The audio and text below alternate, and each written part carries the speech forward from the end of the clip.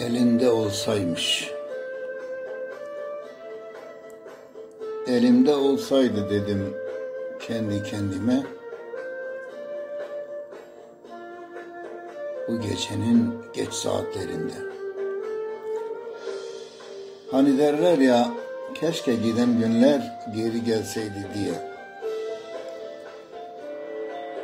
Geri gelse ne olurdu ki sanki? Sevdamın yeryüzüne sığmayacağın gönlünü mü kapacaktın? Yoksa get lan oradan. Elin gavuru esir almış gülistanını, sen hayallerle avunurken bir ömür geldi geçti.